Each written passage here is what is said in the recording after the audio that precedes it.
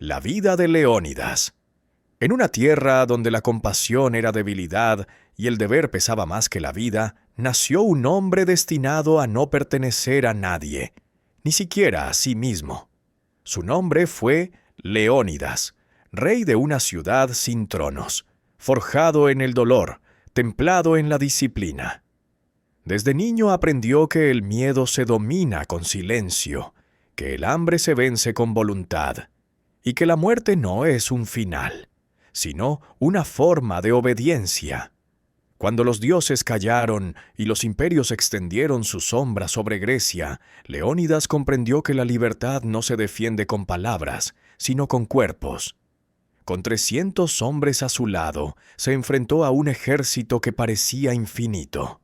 No buscó la victoria, sino el ejemplo. Y en el estrecho de las Termópilas, allí donde el mar respira azufre y la tierra huele a eternidad, su nombre quedó escrito con sangre, en la piedra, en la historia y en la memoria del mundo. Esta es la historia del hombre que no quiso ser héroe, pero lo fue. La historia de quien prefirió morir libre antes que vivir arrodillado. Esta es la vida de Leónidas. Capítulo 1. Nacer espartano. El amanecer sobre Esparta no era un espectáculo de belleza, sino una prueba. El sol no nacía para acariciar, sino para examinar. Entre las montañas del Taygeto, la ciudad respiraba piedra y silencio. Allí, entre muros austeros y corazones duros, vino al mundo un niño llamado Leónidas. En otras ciudades griegas, los recién nacidos eran recibidos con cantos y perfumes. En Esparta eran llevados ante el consejo de ancianos. Los hombres miraban al niño, lo pesaban con los ojos y decidían si su cuerpo merecía el esfuerzo de vivir. Si lo juzgaban débil o deforme, era arrojado al barranco de la Potetas, entre las rocas donde el eco apagaba los llantos. La ciudad no admitía lágrimas, solo guerreros. Leónidas sobrevivió a esa primera prueba. Su llanto fue breve, firme, casi un desafío. Su madre lo tomó en brazos, sabiendo que algún día lo perdería. Ninguna mujer en Esparta pertenecía por completo a sí misma. Su vientre era propiedad del Estado. Criaban soldados, no hijos. Los años de la infancia fueron duros y fríos. En las calles de Esparta no había lugar para el juego. Los niños aprendían a marchar antes que a reír. A los 7 años, Leónidas fue arrancado de su hogar y llevado al Agogé, el sistema que moldeaba a los espartanos desde la raíz. Allí terminó la niñez. La primera noche fue larga. Los instructores les arrebataron las mantas, los obligaron a dormir sobre juncos. El cuerpo es tu escudo, decían, y el escudo tu honor. El hambre llegó pronto, pero era parte de la lección. Robar no era pecado, sino torpeza si te descubrían. Esparta no castigaba el crimen, sino el error. Leónidas aprendió a moverse como un lobo entre lobos, a soportar el frío, a callar el dolor. El entrenamiento era una mezcla de disciplina y crueldad. Luchaban entre ellos hasta sangrar, con los instructores observando en silencio. La compasión era vista como debilidad. A veces los más fuertes compartían un trozo de pan con los más jóvenes, sin palabras, como si el gesto no existiera. En Esparta, los sentimientos solo podían demostrarse en la batalla. El muchacho creció entre órdenes y heridas. Aprendió a obedecer, pero también a observar. Veía morir a compañeros por un error o por una insolencia y comprendió que la vida no valía más que el deber. Aprendió a respetar la lanza, el silencio y la mirada de los dioses. El cuerpo se volvió duro, el rostro serio, pero dentro de aquella carne disciplinada comenzaba a crecer algo distinto, una calma férrea, una voluntad silenciosa. A los 12 años, Leónidas ya conocía el hambre, el dolor y la muerte, pero también la dignidad. Había visto morir a un compañero y cargarlo de vuelta sin derramar una lágrima. No llores al muerto, decía su maestro. Honra su hueco en la formación. Cuando dormía soñaba con la voz de su madre. En esos sueños ella no lloraba. Solo repetía una frase que había oído la noche en que fue llevado a la Gogué. No volverás siendo un niño, volverás siendo un muro. Así pasaron los años, y el niño se transformó en un cuerpo forjado para la guerra. El sudor reemplazó las lágrimas, y la disciplina sustituyó a la ternura. Los dioses, que miran desde arriba el destino de los hombres, sonrieron con frialdad. Aquel niño de mirada firme y andar tranquilo estaba hecho del metal que no se quiebra. Esparta lo había reclamado, y él la aceptó como se acepta el destino, sin alegría, sin miedo. Porque en esa tierra árida, donde la vida se confunde con el deber, el nacimiento no es un milagro, sino el inicio de una prueba. Y Leónidas, aunque aún no lo sabía, había nacido para superarlas todas. Capítulo 2. La Agogé. A los 7 años, Leónidas dejó de pertenecer a su familia. En Esparta, la sangre importaba menos que la disciplina, y el afecto era un lujo reservado a los débiles. Desde el momento en que cruzó los muros de la Agogé, su nombre ya no era suyo. Era un número en una formación, una sombra entre sombras. El Agogé no era una escuela, sino un molde. Los niños eran arrancados de la suavidad para ser convertidos en piedra. Dormían sobre cañas, compartían un manto durante el invierno, comían poco y hablaban aún menos. Los instructores enseñaban 3 cosas: obedecer, resistir y callar.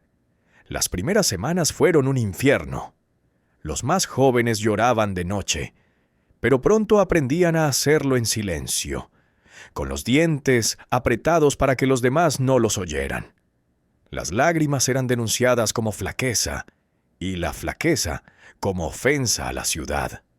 El castigo nunca era personal. Uno sufría por el error de todos.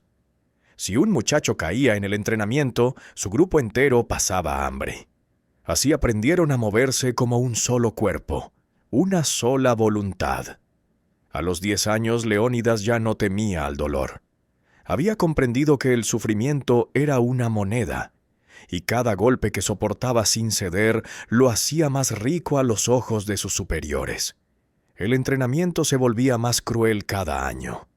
Los muchachos eran enviados a cazar sin armas, a pasar noches en el monte sin fuego, a sobrevivir robando el pan de los graneros. Una vez un compañero fue sorprendido con un pedazo de carne oculta bajo el manto. Los instructores no lo castigaron por robar, sino por dejarse atrapar.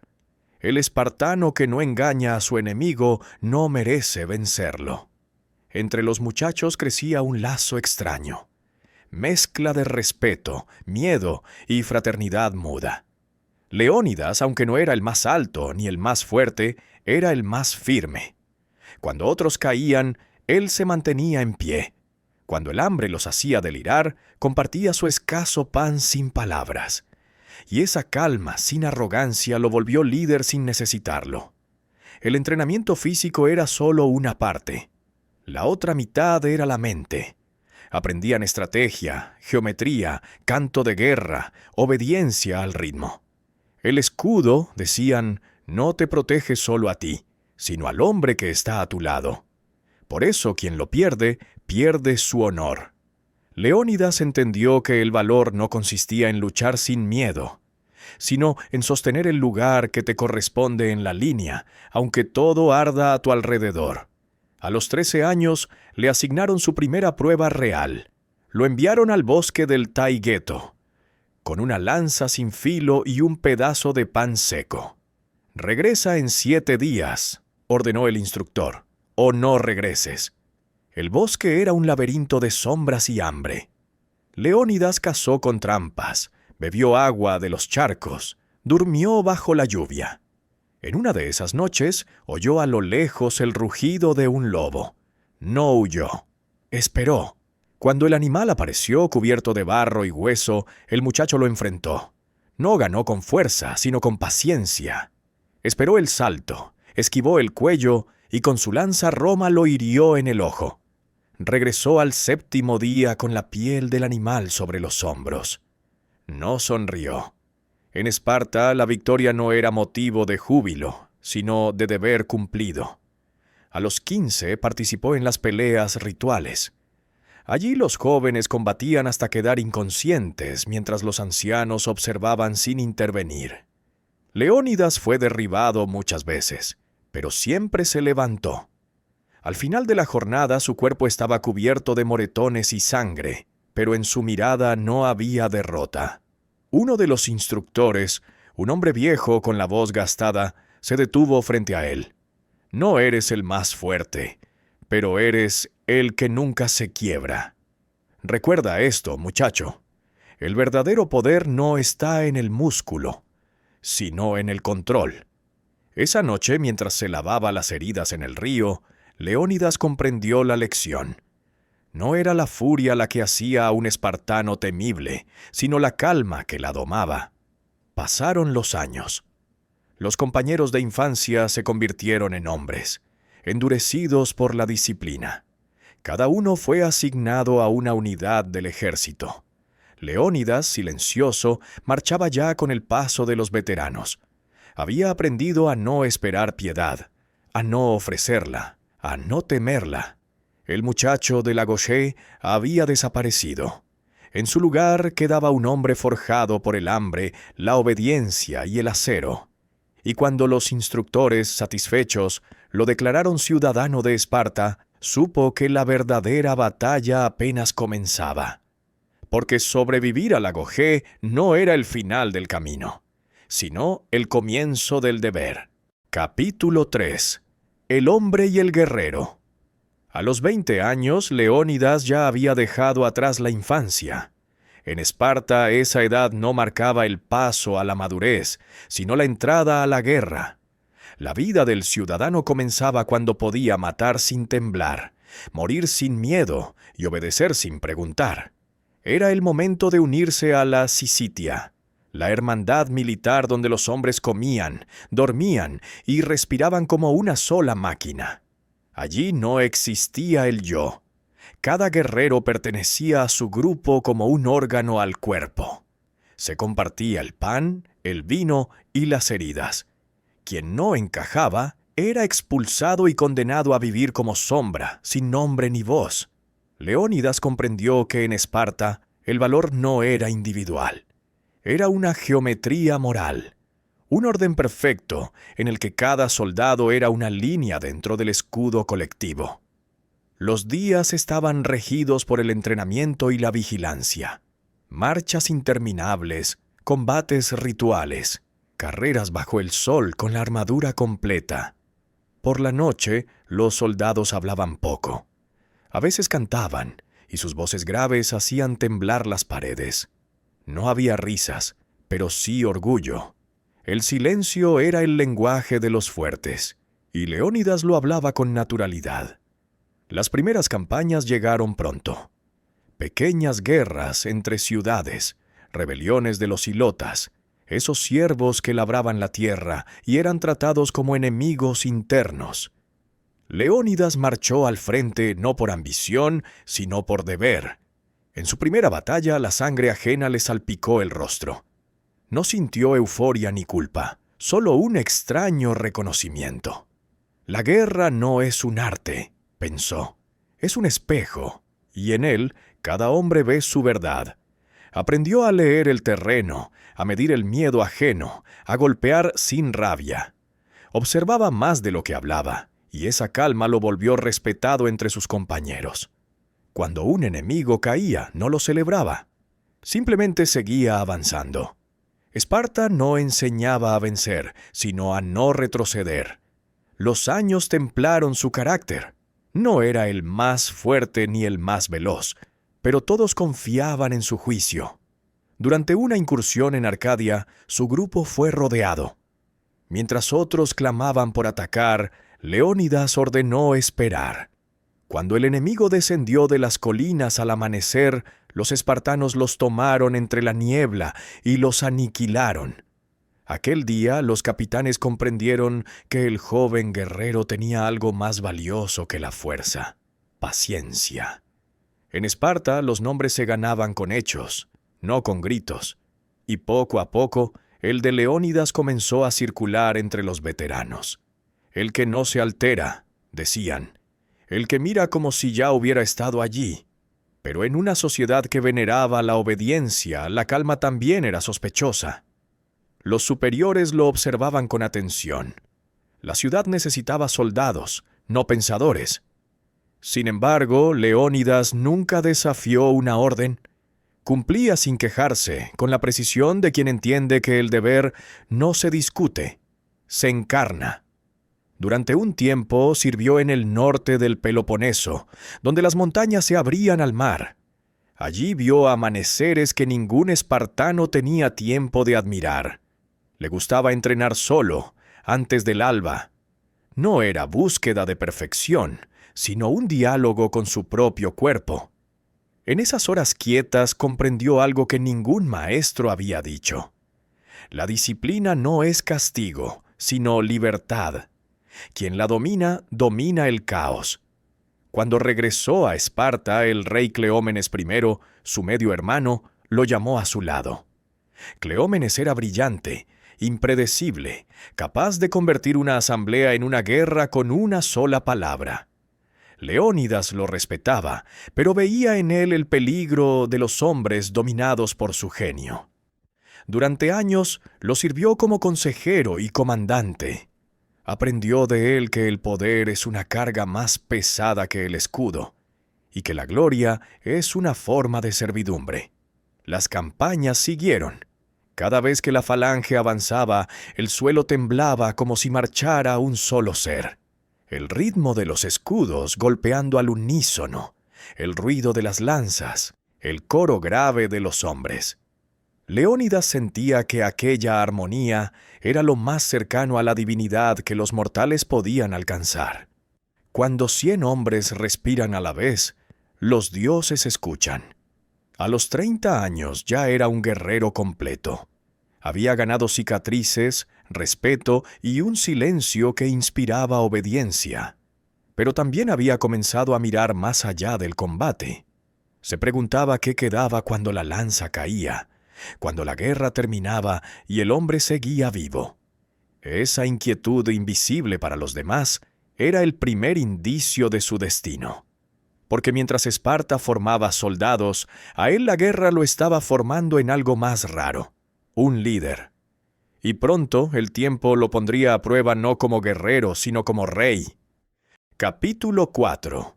Gorgo. En Esparta el amor no se buscaba. Se encontraba en medio del deber. Cuando Leónidas conoció a Gorgo, no vio una sombra de dulzura ni una promesa de consuelo. Vio una mente afilada, un alma hecha de la misma materia que la suya. Era hija de su medio hermano Cleómenes, y creció entre consejos de guerra y templos de bronce, escuchando a los hombres hablar de leyes y batallas. Desde niña ya discutía con ellos sin miedo. Gorgo no era como las mujeres de otras polis.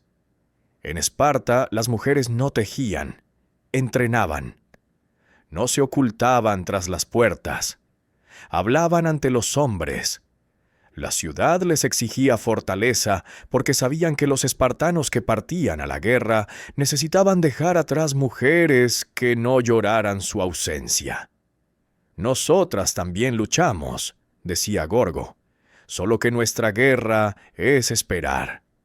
Cuando Leónidas la vio por primera vez, ella tenía el gesto sereno y la voz clara. En la asamblea se atrevió a corregir a un embajador extranjero que ofrecía oro a cambio de sumisión. «¿Por qué Esparta no acepta nuestras riquezas?», preguntó el hombre con una sonrisa de desprecio. «Porque», respondió Gorgo sin levantar la voz, «tú ofreces lo que corrompe, y nosotros tenemos lo que no se compra». Leónidas sonrió apenas. En ese instante comprendió que aquella mujer no sería un adorno, sino un espejo. En su silencio, Esparta había encontrado su voz. El matrimonio fue aprobado por el consejo. No hubo fiesta ni cantos. En Esparta el amor no necesitaba testigos. Esa noche, cuando quedaron solos, Gorgo rompió el silencio. «Dicen que eres más prudente que valiente». Leónidas respondió sin apartar la mirada. «Y tú, más valiente que muchas prudentes».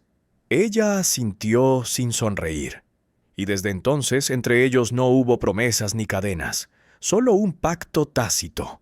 Lealtad. Su vida en común fue sencilla. Compartían la casa, las noches, los silencios. Gorgo conocía el ritmo de la ciudad, los desfiles, los entrenamientos, las noticias de las guerras. A veces lo acompañaba a las reuniones con los éforos. Su opinión era escuchada con respeto. Cuando Leónidas hablaba, ella escuchaba. Cuando él callaba, ella comprendía lo que no podía decir. Tuvieron un hijo. Nadie lo llamó príncipe. En Esparta no existían tales títulos. Era simplemente otro futuro soldado. Gorgo lo crió con la misma firmeza con la que había amado a su marido. «No quiero que vivas largo», le decía al niño. «Quiero que vivas con honor». Durante años la vida transcurrió en esa calma severa. Leónidas marchaba a campañas breves. Volvía con la misma mirada imperturbable. Pero Gorgo sabía leer las grietas invisibles de su alma. En una de esas noches, mientras el fuego iluminaba la piedra, le dijo: «¿Te cansas de pelear guerras que no son tuyas?». Él no respondió de inmediato. «Todas las guerras lo son, si el enemigo está al otro lado de la libertad». «Entonces», replicó ella, «tu enemigo será eterno». Él la miró con respeto. Sabía que Gorgo no hablaba por miedo, sino por comprensión. Era consciente de que cada victoria acercaba una guerra más grande, una que ya se perfilaba al este: Persia. Los rumores de invasión llegaban con los comerciantes, con los marineros, con los mensajeros que volvían mutilados. Leónidas pasaba horas en el consejo, discutiendo con los otros reyes, con los céforos, con los ancianos.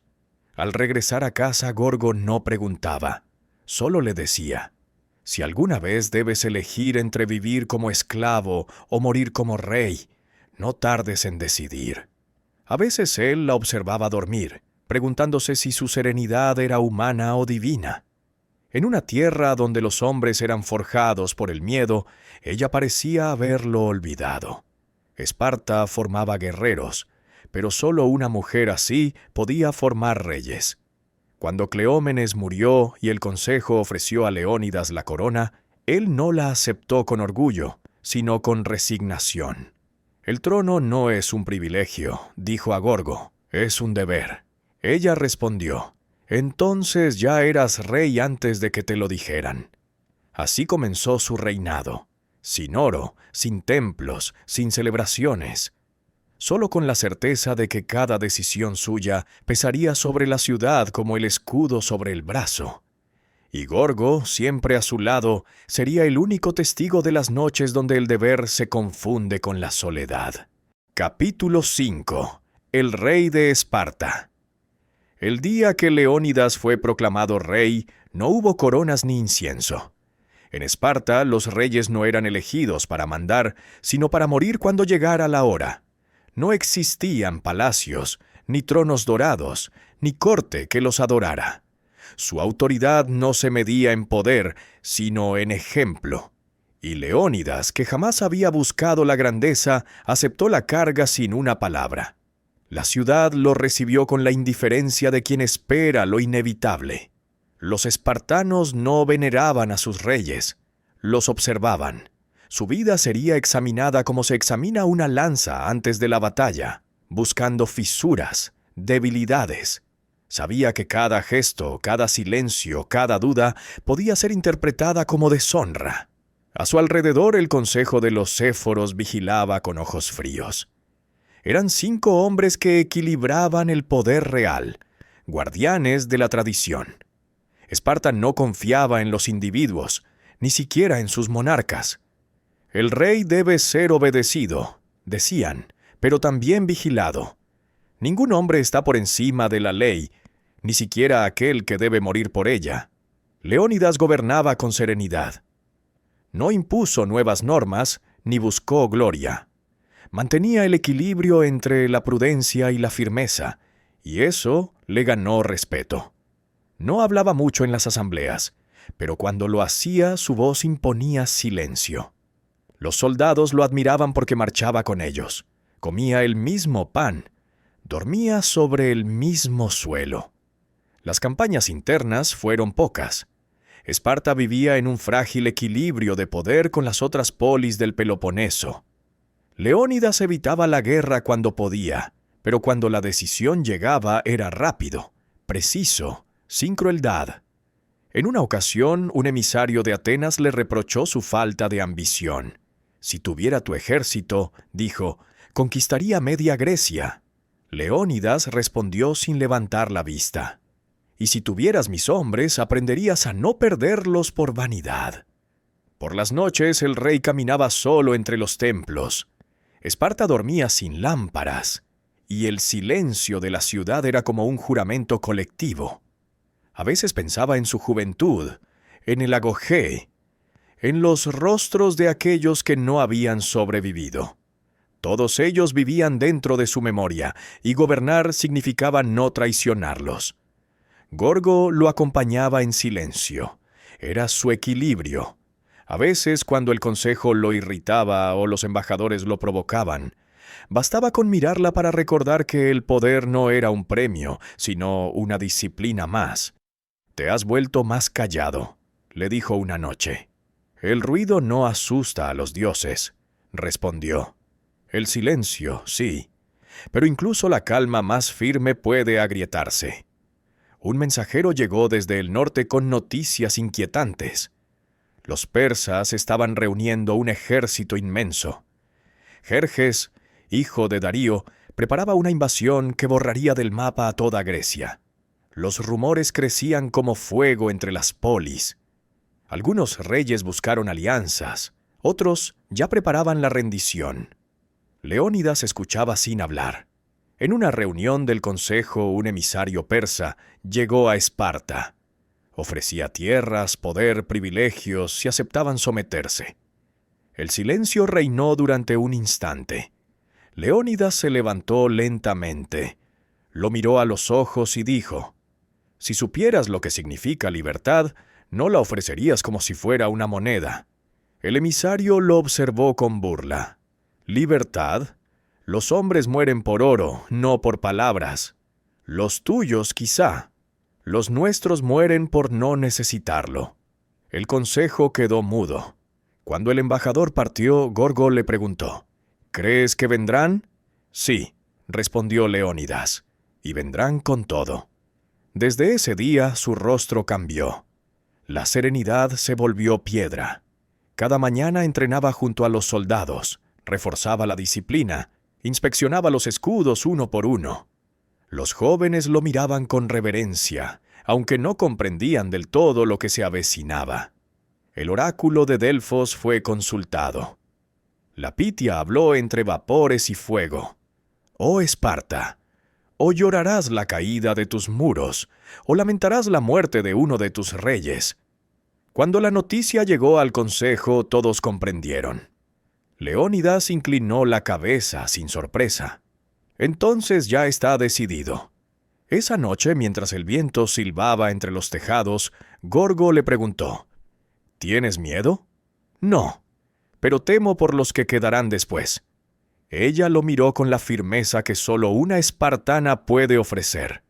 «Entonces enséñales a no temer».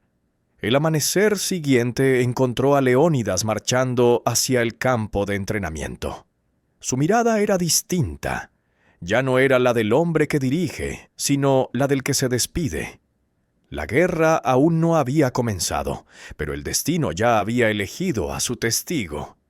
Y Esparta, que no lloraba a los hombres, se preparaba para perder a un rey. Capítulo 6. Las sombras de Oriente. El invierno trajo consigo rumores más fríos que la escarcha.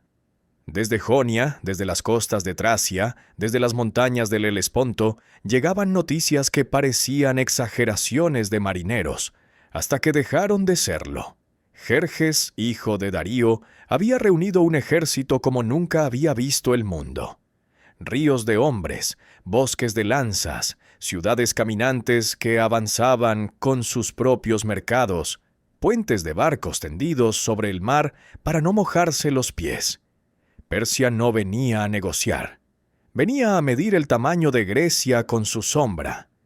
En Esparta el silencio se volvió más compacto. Los éforos discutían en voz baja. Los mensajeros entraban y salían con las sandalias cubiertas de polvo. Leónidas escuchaba. Veía los mapas extendidos sobre las mesas. Contaba con la mirada las rutas, los pasos, las gargantas. El mundo parecía ensancharse y estrecharse a la vez. Tanta inmensidad persa reducida a unos pocos lugares donde el número deja de importar. Uno de ellos tenía un nombre antiguo y áspero: las Termópilas.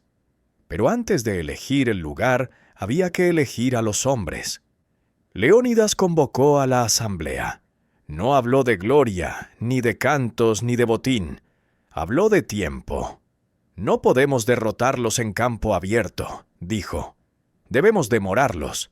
Quitarles días al calendario de Jerjes es dárselos a Grecia.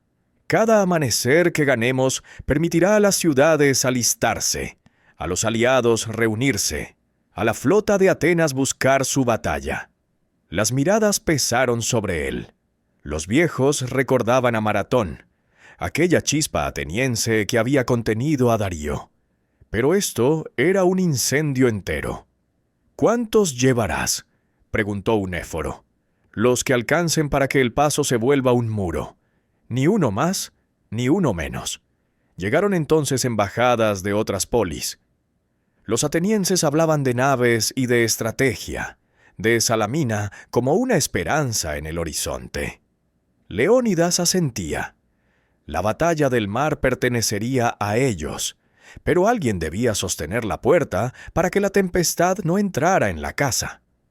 Mientras tanto, los heraldos persas recorrieron Grecia pidiendo tierra y agua, símbolos de sumisión. En Esparta no obtuvieron ni polvo ni lluvia. Gorgo, que presenció la entrevista, murmuró: «Piden poco con la boca para tomarlo todo con las manos». Leónidas no respondió. Ya no tenía palabras de sobra. Una noche, al pie del Taygeto, el rey se sentó con sus oficiales. Extendió el mapa y señaló el estrecho paso donde la montaña cae sobre el mar y la tierra humea con fuentes calientes. «Aquí la multitud se deshace», dijo. «Aquí el número persa se vuelve fila y la fila es falange. Aquí la lanza corta más que el océano». Enumeró provisiones, turnos, señales, nada de arrebatos, todo de ritmo. A un lado colocaría hoplitas de ciudades aliadas, al centro espartanos. Ningún escudo debía moverse más que el de al lado. Ningún hombre debía oír su propio corazón por encima del golpe del bronce contra el bronce. El oráculo había hablado ya. Esparta salvaría sus muros si perdía a un rey. No era misterio, era aritmética sagrada. Leónidas no hizo de ello un drama. Solo eligió a sus 300, no por fuerza, sino por algo más sobrio: que todos fueran padres. Hijos que llevaran el nombre, casas que no quedaran vacías, ciudad que no muriera con ellos. Al llamar a cada uno miró sus ojos. No preguntó si tenían miedo. El miedo venía incluido en el uniforme. Jerjes, mientras tanto, hacía cruzar su ejército sobre el Helesponto con un puente de naves sujetas por cables. La disciplina persa era un espectáculo. Medos, elamitas, escitas, egipcios, fenicios, arqueros, jinetes, inmortales con escudos cubiertos de telas brillantes. Un mundo entero doblado a una sola orden. Dicen que cuando el mar rompió el puente, el rey mandó azotar a las aguas. Es difícil saber si la historia es cierta.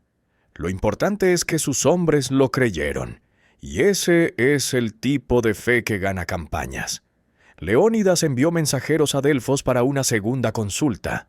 La respuesta, más breve aún: Esparta, o el duelo de tus mujeres, o la ruina de tus muros. No había tercera puerta.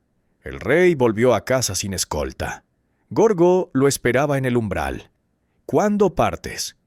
Cuando el calendario lo permita. La Carnea nos retiene.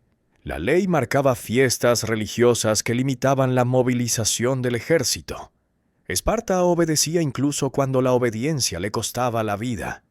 Leónidas encontró en la restricción una forma de decidir. Saldría con una vanguardia. El resto lo seguiría. No era desobediencia, era interpretación estricta del deber. Esa madrugada recorrió los barracones. Observó las manos, las correas de los escudos, la madera de las lanzas. Corrigió posiciones de pies, recordó el peso del silencio.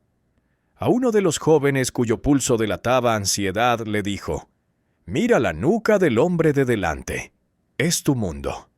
Mientras esa nuca esté erguida, la tuya lo estará».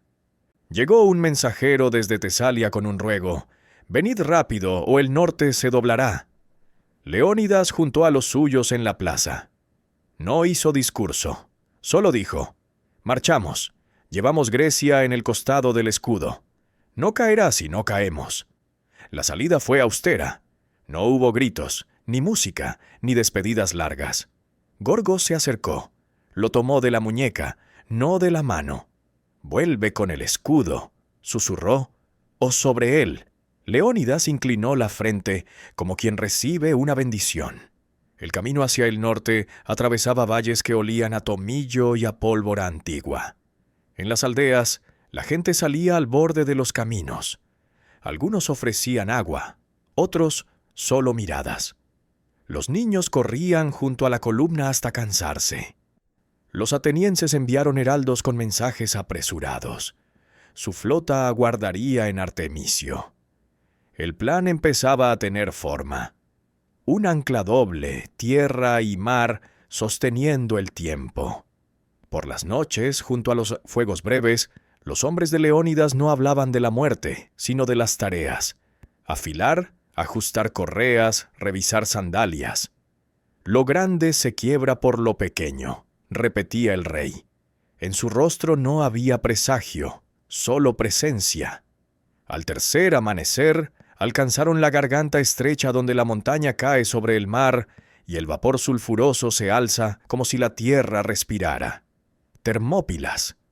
Los viejos la conocían por leyendas de Hércules, los jóvenes por mapas.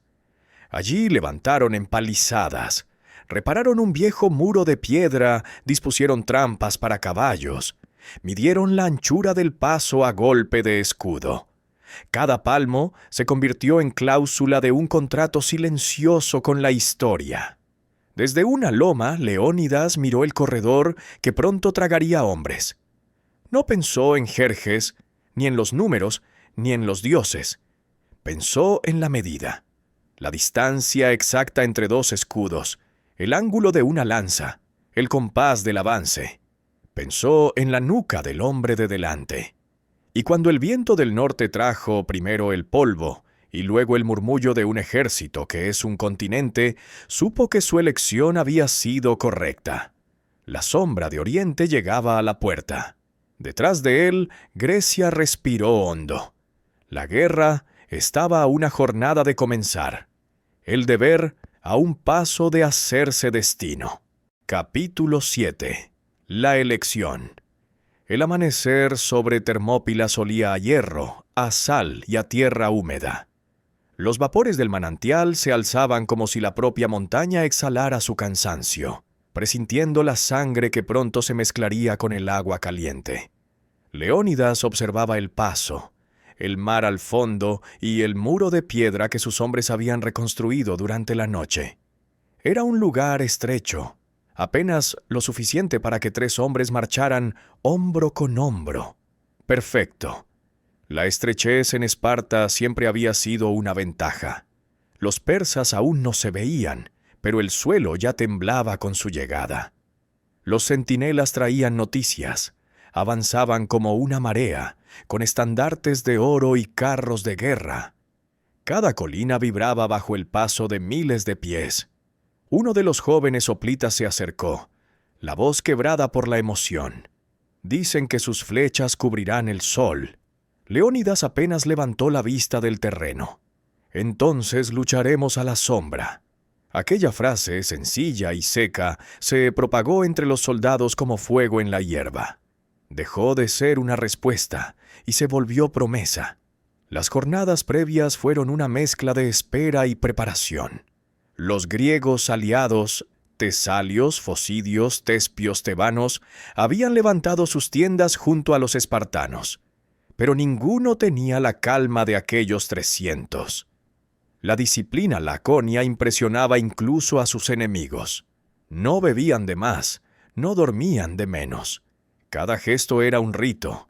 Antes del combate se untaban el cabello con aceite y se peinaban con esmero. No por vanidad, sino por respeto a la muerte. Así debe encontrarnos, decían, limpios, sin miedo y con el escudo en alto. El segundo día llegó un emisario de Jerjes. Traía una voz envuelta en arrogancia. El gran rey os ofrece la vida. Entregad las armas y seréis perdonados. Leónidas lo miró con serenidad, como si hablara con un niño que no entiende su pregunta. «Molon lave», respondió. «Ven y tómalas». El emisario retrocedió confundido. No supo si aquello era desafío o sentencia. Los soldados rieron en silencio. Esparta no conocía la súplica. Por la noche alrededor del fuego, los hombres hablaban poco. Algunos escribían nombres sobre tablillas de madera para sus hijos. Otros repasaban los filos de sus lanzas. Leónidas caminaba entre ellos, sin distinguir rangos ni edades. «Dormid bien», dijo. «Mañana necesitaremos todas las fuerzas que aún no hemos usado». Al amanecer, la primera línea persa apareció entre la bruma. Eran miles, tal vez decenas de miles. Escudos cubiertos de piel, lanzas largas, gritos que parecían rugidos de animales. Leónidas alzó la mano. La falange se cerró.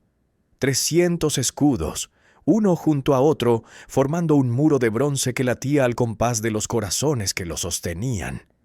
La primera embestida fue brutal. Los persas avanzaron gritando, confiados en el número. Chocaron contra los espartanos y se estrellaron como una ola contra la roca. Las lanzas se clavaron, las filas se rompieron, el mar humano retrocedió. El aire olía a sangre caliente y sal. Cada vez que un hombre caía, otro ocupaba su lugar. Leónidas no gritaba órdenes. Bastaba con verlo para saber qué hacer. Su presencia era una brújula. Al mediodía la arena estaba roja. Los persas se retiraron para reorganizarse. En la distancia, Jerjes observaba desde su trono móvil, incrédulo. Había visto legiones aplastar reinos, y ahora sus mejores hombres yacían amontonados ante un puñado de griegos. Por la tarde el rey persa envió a sus inmortales, su guardia de élite, hombres vestidos con túnicas negras, silenciosos como sombras. Leónidas ordenó al frente avanzar unos pasos y fingir retirada. Cuando los persas rompieron la formación para perseguirlos, la falange giró de golpe y los envolvió. Fue una carnicería precisa, medida, casi matemática. El sol se hundía cuando el último inmortal cayó. Esa noche, el viento trajo el olor de los cuerpos y del miedo. Los aliados estaban agotados. Algunos sugirieron replegarse, aprovechar la oscuridad. Leónidas los reunió junto al muro. «No vinimos a ganar», dijo. «Vinimos a enseñar que los hombres pueden ser más firmes que los imperios». A lo lejos el mar rugía. En el cielo no quedaban estrellas, solo el humo de las hogueras persas. Leónidas miró hacia el este. Sabía que los días de gloria duran poco y que la eternidad tiene hambre de héroes. El tercer amanecer traería el fin o la leyenda. y cuando cerró los ojos para dormir unas horas, lo hizo como quien ya ha tomado una decisión. No luchar para vivir, sino vivir para luchar hasta el último aliento. Porque el deber en Esparta no se discute, se cumple. Capítulo 8. El camino hacia la muerte. El amanecer del cuarto día llegó sin canto de aves. Solo el murmullo del mar y el crujido de las armaduras al ajustarse. En el aire pesaba algo nuevo, un silencio que no era de calma, sino de presagio. Los centinelas regresaron con rostros sombríos. «Mi rey», dijeron, «un hombre ha mostrado a los persas el sendero de las montañas». Su nombre era Efialtes, un griego de rostro torcido y ambición torcida. Había crecido en las sombras de la grandeza, soñando con un lugar entre los hombres que admiraba y que jamás lo aceptarían. Ahora lo tendría, a cambio de vender el alma. Conocía un paso secreto entre los montes Callidromos, un sendero que bordeaba el abismo y llegaba a la retaguardia de los griegos. El ejército persa había enviado una división nocturna por ese camino. En pocas horas el cerco estaría cerrado. Leónidas escuchó sin alterarse. Miró a los oficiales reunidos en torno al fuego. Ninguno habló. Todos comprendieron lo que significaba. «¿Hay escapatoria?», preguntó uno. «Sí», respondió el rey. «La de morir de pie». El mensaje fue enviado a los aliados. Podían retirarse si querían. Los focidios se ofrecieron a guardar el paso. Los tespios y algunos tebanos decidieron quedarse. El resto partió con la primera luz, sabiendo que se marchaban dejando atrás a los hombres que serían recordados para siempre. Leónidas caminó entre los suyos. No había órdenes que dar ni estrategias que inventar. Cada hombre ya sabía lo que debía hacer. Los vio ajustar sus sandalias, reparar sus correas, besar los amuletos de sus hijos. En sus ojos no había desesperación, solo una certeza serena. Si mueres hoy, vivirás en todos los que no han nacido. Antes del combate final, mandó retirar los cuerpos de los caídos del día anterior y los colocó detrás de la línea. No por miedo, sino por respeto. Ningún espartano debía caer dos veces. El sol apareció sobre el mar. Desde el este, el ejército persa descendía por las laderas. Una tormenta de polvo anunciaba el cerco. Los inmortales marchaban en silencio, seguros de la victoria. Jerjes había prometido oro y gloria al que trajera la cabeza del rey de Esparta. Leónidas reunió a sus 300. «Hombres de Esparta», dijo, «hoy el deber termina donde comienza la memoria. Si alguien teme que se marche, no habrá vergüenza.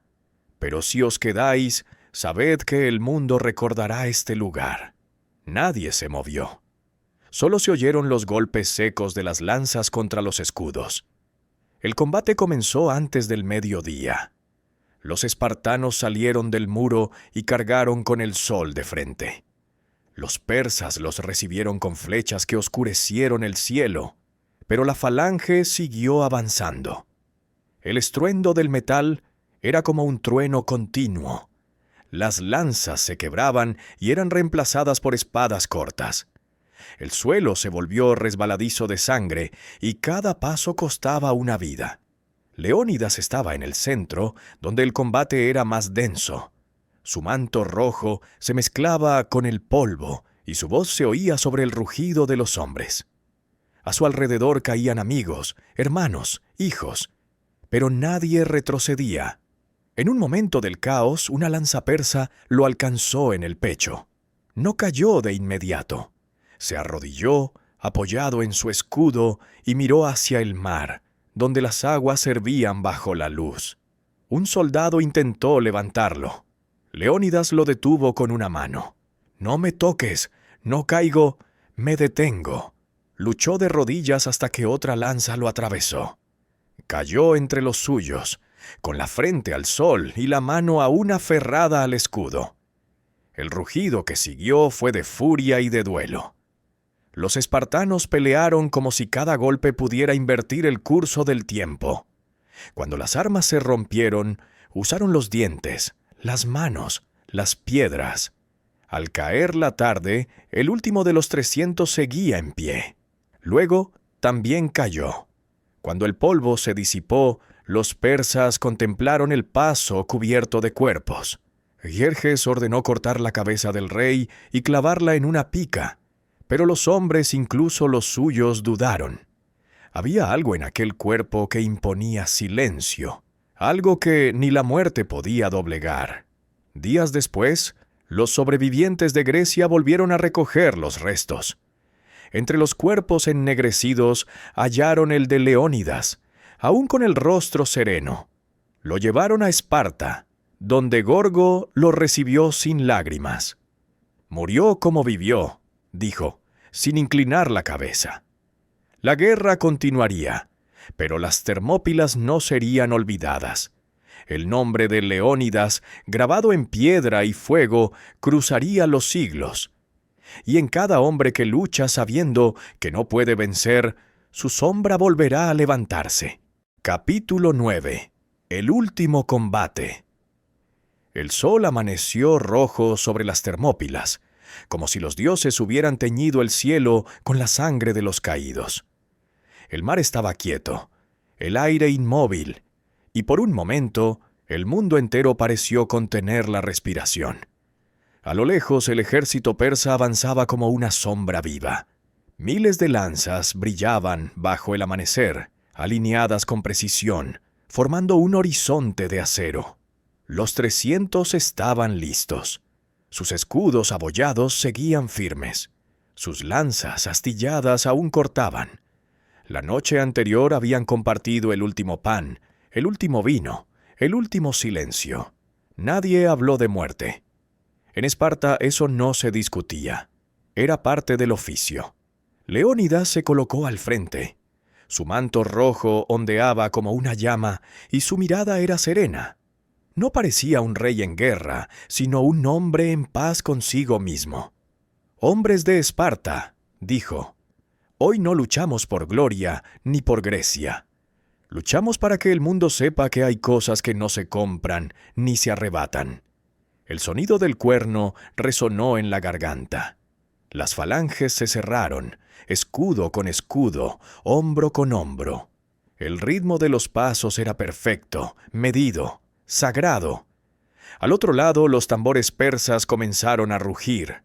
Cuando las dos líneas chocaron, el suelo tembló. La primera ola de ataque fue brutal.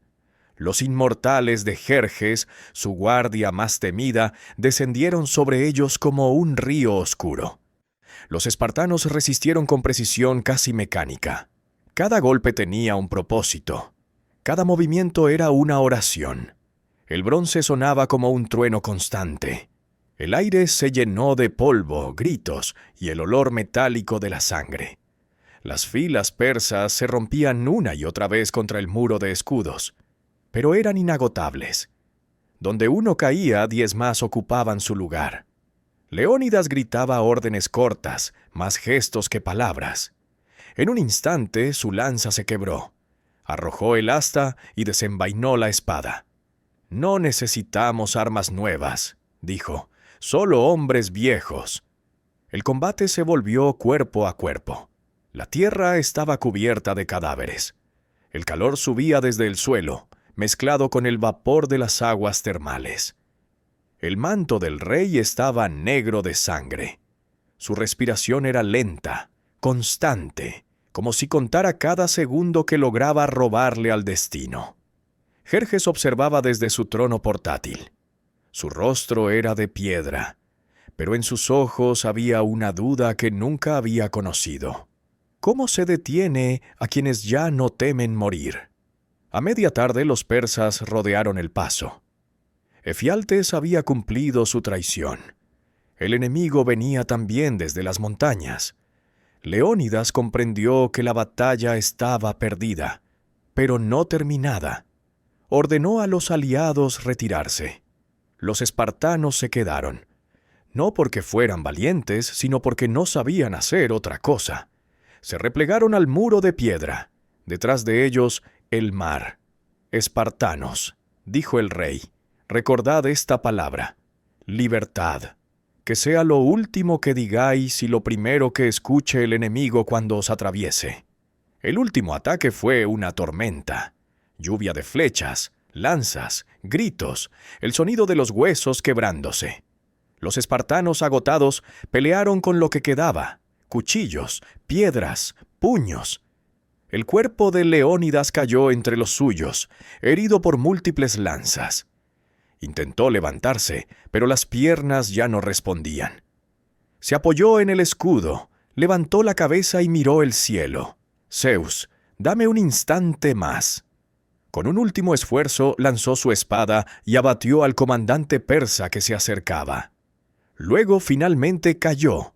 Sus hombres formaron un círculo a su alrededor, defendiéndolo hasta el último. Ninguno pidió piedad. Ninguno huyó. Cuando el ruido cesó, Xerjes ordenó que buscaran el cuerpo del rey. Lo encontraron cubierto de sangre, rodeado de los suyos. Tenía los ojos abiertos, mirando al horizonte. El gran rey ordenó que su cabeza fuera cortada y expuesta. Pero incluso sus soldados dudaron. La muerte no había borrado su autoridad, solo la había multiplicado. Esa noche los persas quemaron los cadáveres, pero el humo no se disipó. Se alzó sobre las montañas como una señal, visible desde leguas. Los griegos al otro lado del mar la vieron. Supieron lo que significaba. Esparta había cumplido. Días después un emisario trajo la noticia a la ciudad. Gorgo escuchó sin apartar la mirada. «Mi esposo ha muerto», dijo, «pero Esparta sigue en pie». El sacrificio no fue en vano. Las polis se unieron. Atenas preparó su flota. La guerra continuó. Y en Salamina, Grecia encontró la victoria que Leónidas había comprado con su vida. Años más tarde, sobre el paso de las Termópilas, se alzó una piedra con una inscripción sencilla: «Extranjero, ve y dile a Esparta que aquí yacemos, obedeciendo sus leyes». Y así, la derrota se volvió eternidad. El nombre de Leónidas no fue sepultado con él, porque los héroes no mueren. Se transforman en el recuerdo de lo que el hombre puede llegar a ser cuando ya no le teme a nada. Capítulo 10. El eco de Esparta. El humo de las Termópilas tardó días en disiparse. El viento arrastraba ceniza y olor a hierro quemado, y durante un tiempo el mundo entero pareció guardar silencio. Los hombres que sobrevivieron a aquella batalla hablaban en susurros, como si el aire aún perteneciera a los muertos. Los persas avanzaron, pero ya no lo hacían con el mismo paso. La victoria había sido completa en los números, pero vacía en el espíritu. Jerjes, desde su trono, observó los cuerpos de los 300 y comprendió lo que ningún conquistador desea entender: que hay enemigos que se vencen solo una vez y se pierden para siempre. Mandó construir un montículo sobre los cadáveres, quizá por respeto, quizá por miedo. El paso quedó silencioso, salvo por el rumor del mar que lamía la costa como un animal herido. Al caer la noche, algunos de sus hombres afirmaron oír cantos entre las rocas, como si los caídos aún marcharan. Jerjes no los mandó callar. Ni siquiera un dios persa se atrevería a contradecir un espíritu espartano. Mientras tanto, en Esparta los heraldos llegaron cubiertos de polvo. No hubo llantos ni lamentos. Las madres salieron a la plaza con la frente alta. Una de ellas preguntó: ¿murió mi hijo con el escudo o sin él? El mensajero respondió: con él, y la mujer asintió. Entonces fue un buen día. Gorgo, esposa de Leónidas, recibió la noticia sin bajar la cabeza. El consejo quiso ofrecerle consuelo. Ella lo rechazó. «No me digáis que murió por Esparta», dijo. Él era Esparta. Durante las semanas siguientes, la ciudad se llenó de un silencio que no era duelo, sino meditación. Los niños entrenaban con más dureza. Los ancianos hablaban menos. Los jóvenes caminaban con la mirada fija en el horizonte.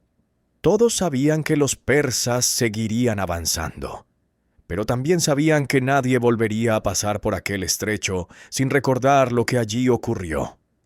La historia de los 300 viajó más rápido que los ejércitos.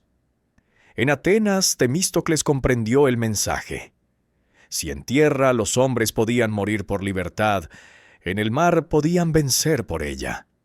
La flota griega se reunió en Salamina, y cuando los persas la enfrentaron, el espíritu de Leónidas estaba allí, en cada golpe de remo, en cada lanza que atravesaba el agua.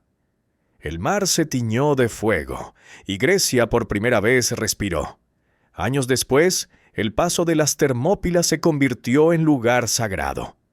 Los viajeros dejaban piedras sobre el suelo como homenaje. Los poetas recitaban su nombre al caer la tarde. Los soldados, antes de marchar a la guerra, tocaban la tierra y juraban no huir jamás. Y en el centro del valle, los griegos alzaron una columna de mármol. No había esculturas, ni adornos, ni nombres tallados. Solo una inscripción breve, casi susurrada. Extranjero, ve y dile a Esparta que aquí yacemos, obedeciendo sus leyes. Esa frase sobrevivió a los reyes, a las ciudades y a los imperios. Cuando Roma aún era barro, cuando Bizancio era un sueño, cuando el polvo cubrió los templos, esas palabras seguían allí, porque hay verdades que no envejecen. El sacrificio de Leónidas no salvó un territorio, sino una idea tan simple y tan peligrosa que ningún tirano ha podido matarla, que el valor puede detener al miedo, aunque solo sea por un instante. Gorgo envejeció en silencio. A veces salía al amanecer y miraba hacia el norte. Nunca lloró. Sabía que el mar y el viento seguían repitiendo su nombre. Y cuando los niños le preguntaban quién fue Leónidas, ella respondía: fue un hombre que enseñó a los dioses a respetar a los mortales. Desde entonces, cada vez que un ejército pequeño se enfrenta a uno inmenso, cada vez que alguien resiste sabiendo que no ganará, el eco de Esparta vuelve a escucharse.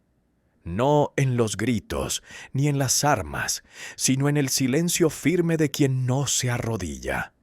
Porque el valor no muere con los cuerpos, solo cambia de nombre y de generación.